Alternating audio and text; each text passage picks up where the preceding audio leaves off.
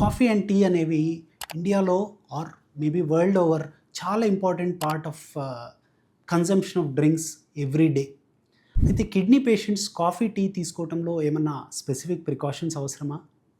Coffee tea అనేది నిరభ్యంతరంగా అందరూ కిడ్నీ పేషెంట్స్ తీసుకోవచ్చండి. అయితే ఇందులో 3 విషయాలు గుర్తుపెట్టుకోవాలి.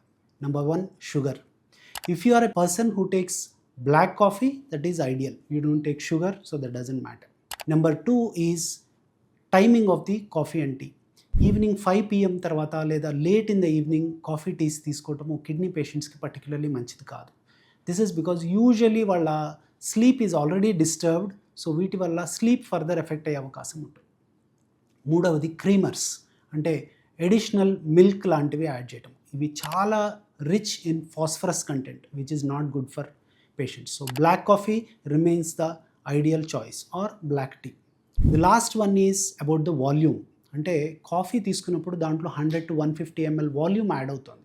సో మీ డాక్టర్ కనుక మీకు ఫ్లూయిడ్ లిమిటేషన్ చెప్పినట్లయితే, అంటే 1 లీటర్ కంటే తక్కువ ఫ్లూయిడ్ తీసుకోమనే సజెషన్ ఉన్నట్లయితే, your coffee content should be counted in the water intake or counted in the fluid intake. ఈ 4 జాగ్రత్తలు తీసుకోవడం వల్ల మీరు కాఫీ టీలు నిరభ్యంతరంగా తీసుకోవచ్చు.